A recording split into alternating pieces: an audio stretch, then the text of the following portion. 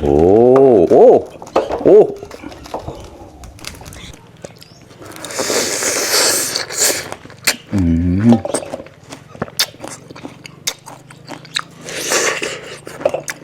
มึงเอ้ยสมที่ฮอดอ้าวสวัสดีทุกคนครับกายเราตัวเยอะงนักลิงเชียซอสทับทิมนะเซมกกชิทับทิมนะอันนี้ถูกมากครับ4 ลูก 100หรือบางลูกก็3 ลูก 100ครับเอาลูกที่ใหญ่ๆหน่อยนะเนี่ยดูสิใหญ่มากนกมันกับเราแต่เยอะโมนไปบนแล้วกกชิบะลอแลกันอย่างนี้นะชื่อนึงก็คอมเมนต์อย่างนี้นะเซมฮอมที่ทับทิมนะโมนไปกกชิบะลอแลแต่มันนะเราตามที่ชื่อนึงก็คอมเมนต์นี้ตั้งเกินใกล้นุกแล้วกูเชียร์ที่พันเดอร์ไลเดอร์แชร์มาตอบแล้วเราแต่เยอะประมาณเต็มแล้วนะมาครับมากินด้วยกันครับเพื่อนๆมากินยังไงเนี่ยต้องผ่าอย่างนี้ใช่ไหมอ๋อรอยประหนาวนะmáy nấu lẩu nè cả đàn chị có em lên đó và một máy bụi xào của máy một lỏng nữa mà ô ô ô ôได้ข้อมาก่อนนะตำมาลองชิมจ้านี่นี่นะสีเข้มมากครับน่าจะอร่อยอยู่ครับมาครับมาชิมกันเลยครับเพื่อนๆกินยังไงต้องกินแบบนี้ใช่ไหม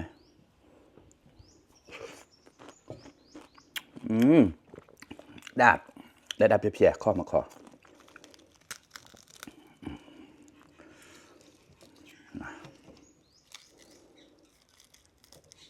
เขากินยังไงกินแบบนี้หรือเปล่าดิชีแบบน่าได้เราแต่เยอะ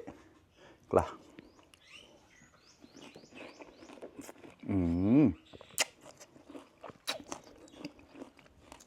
สดชื่นมากครับบอกสอบมากันนะใช้ตู้เย็น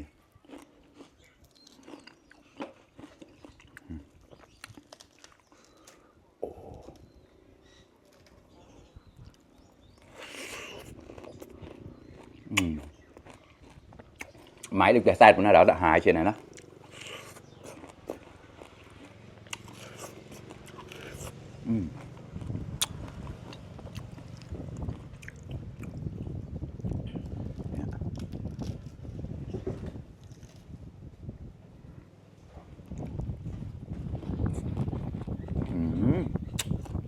kho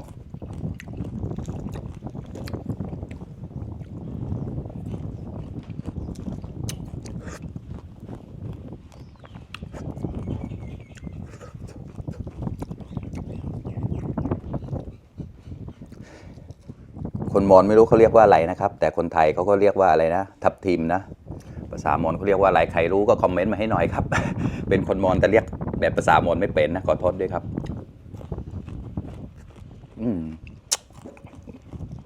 côn mồn phơ cột dài đi là khôn này đó đấy tạm là khôn có đôi đôi kim kiên chờ từ từ mình nào cả nó cả cột đai lên nọc là mấy con xịa đấy rồi tay bị chườn cái nhỉ nè tăng cầu nọc đó bị xịa bầm nào là hai kịp tay đó là giúp lòng sao không mốt đó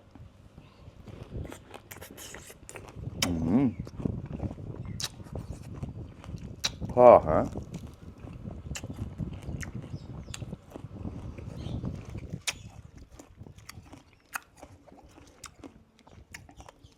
ผู้สูงอายุน่าจะกินดีนะเพราะว่าทำให้สดชื่นมากเลยครับนี่เพียวๆนกเลยไม่เคยได้เฉียนะบอสซอนมันก็ตามมันกระกอกเขาเชี่ยกันมาเรียกนี่กว่ากับเราหน้าอมแต่เราได้เยอะแล้วก็ชี้ออดมาไม้ได้แต่ซึ่งตัวเขาเป็นผงแซ่บ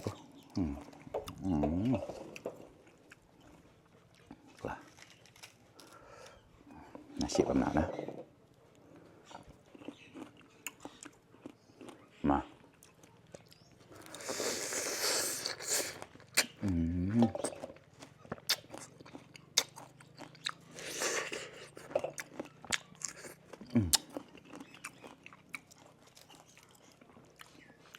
รสชาติดีมากครับมันจะออกเปรี้ยวๆหวานๆนะครับไม่ได้เปรี้ยวมากไม่ได้หวานมากกำลังดีครับโคข้อแล้วนะดับเพี้ยนี่นะโถดีเกลายเนี่ยโจนกับริบเตานะ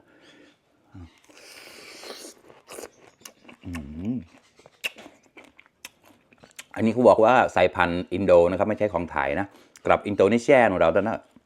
นำข้าวนะ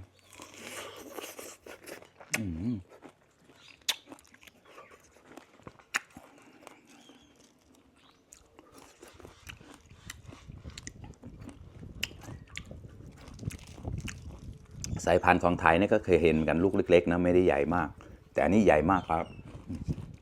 ดูสิอร่อย คุ้มยังก็ทำไมแก่นะคล้ายๆไข่ปลานะครับเนี่ยเมย์ขนมเลยนะได้ปะเมย์ทำไมแก่เมย์แก่ปลาลีกิวกันกล่ะ